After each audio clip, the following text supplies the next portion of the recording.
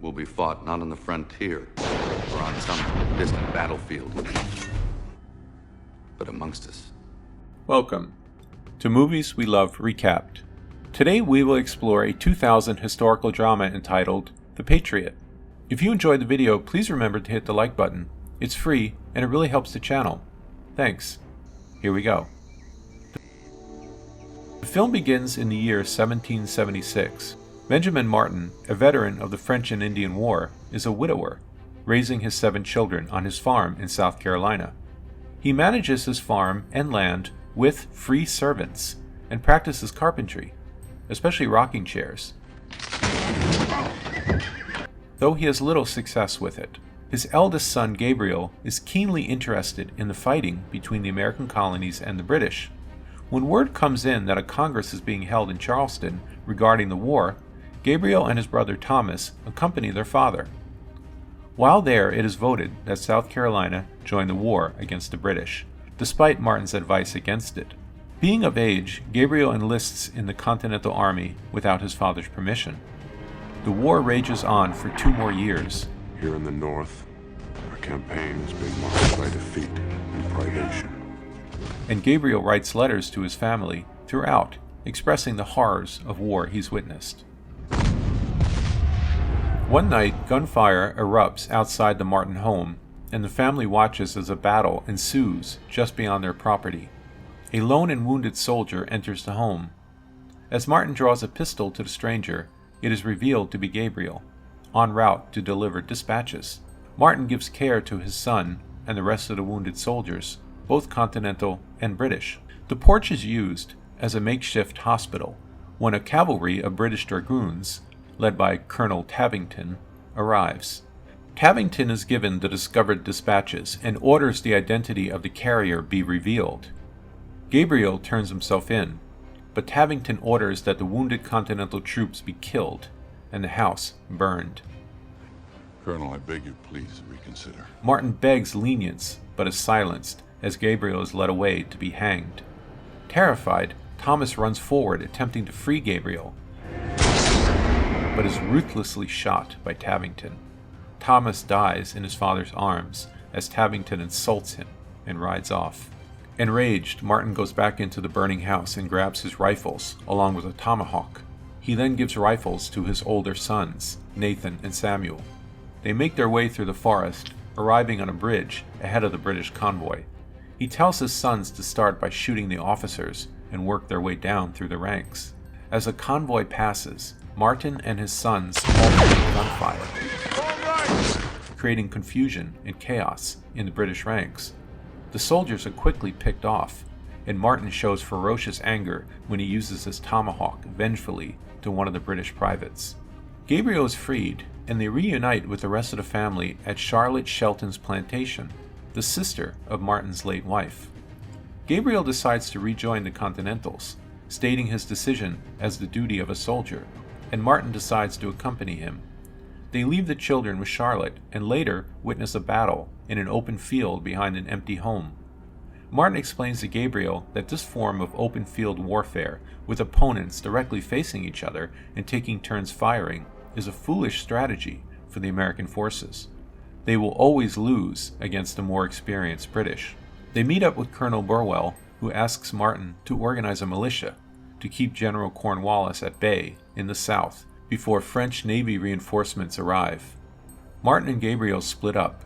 Gabriel travels to a quaint town and is reunited with a childhood sweetheart, Anne Howard. He speaks to the townspeople and manages to enlist many into the militia. Before leaving, he asks permission of Anne's father, Peter Howard, to court his daughter. Over the next few months, a French officer, Jean Villeneuve, assists with the training of the militia using guerrilla fighting tactics. They plunder and harass British convoys and supply lines. One such raid yields valuable information meant to be delivered to Cornwallis himself, including a personal diary and his prized dogs. Next, Martin and his men set up a roadblock and prepare to ambush an approaching supply wagon train. He calls out his militia hiding in the fields to intimidate the British soldiers from retaliating, but the wagon covers are pulled back and more soldiers emerge. When Martin notices Tavington's cavalry approaching, He fires at the convoy and orders his men to retreat. Martin and Gabriel barely escape into the forest, as the rest of the surviving militia are either killed or captured upon surrender. The remaining militia fall back to an abandoned stone chapel in the swamp. The captured militia are to be hanged for treason. Martin requests parley to meet with Cornwallis at the fort where the militia is being held, and rides out with his dogs. Cornwallis is pleased to see his pets and thanks Martin for caring for them, but is reluctant to give up his prisoners of war.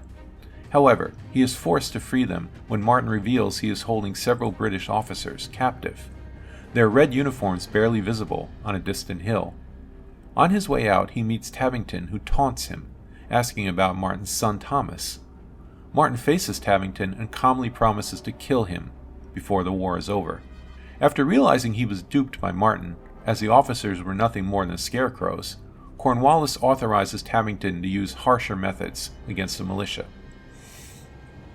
Tabington decides to track down the families of the militia and rides out to Charlotte's plantation, burning it to the ground. She and the children, however, manage to escape and find refuge at a beach colony inhabited by former slaves. Martin and Gabriel arrive sometime later.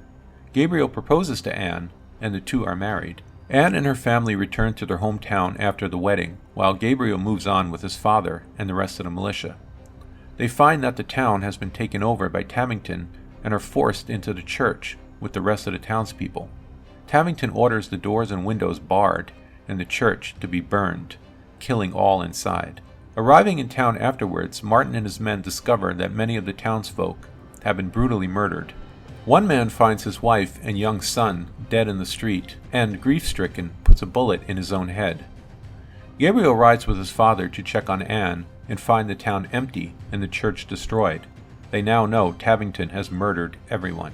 Taking only a few men with him, Gabriel rides after Tabington's men and catches them off guard as Tabington shaves in a creek. All of the men, British and militia, are killed until one lone militiaman takes aim at Tabington, but Tabington is faster and shoots him first. His rifle still loaded, he tosses it to Gabriel before collapsing, and Gabriel shoots at Tabington, knocking him down. Filled with rage, Gabriel takes a knife and leans over Tabington's body. Tabington, however, rolls over and stabs Gabriel with his saber. Gabriel's shot had missed. Tabington flees, leaving Gabriel moaning in the grass. As Martin and the other men arrive, Gabriel dies in his father's arms. The Continentals leave Martin and continue to their next battle. However, they soon spot Martin riding forward to meet them, carrying an American flag. Together, the Continentals and the militia fight against the British and prove to be a formidable force. Watching the battle from afar, Tabington is impatient and decides against Cornwallis's express order to charge forth with his dragoons. Martin rallies the militia to push forward and soon faces off with Tabington, dueling fiercely until Tabington manages to wound Martin, forcing him to the ground. As he is about to behead Martin, Tabington says, "It appears you are not the better man," and lunges, but Martin ducks at the last moment and stabs Tabington through the gut. As Tabington lies on the ground stunned, Martin replies, "You're right, my sons were better men," before stabbing him through the neck. General Cornwallis, realizing the battle is lost, sounds the retreat of his forces, and the rebels celebrate. In voiceover, Martin tells of how the British were defeated later that year at the siege of Yorktown in 1781. Vive la France. Martin returns to his family at a site where the new homes are to be built. The film ends here. Thanks for watching. If you enjoyed this recap, please hit the like and subscribe button, as it really helps the channel. Thanks. See you next time.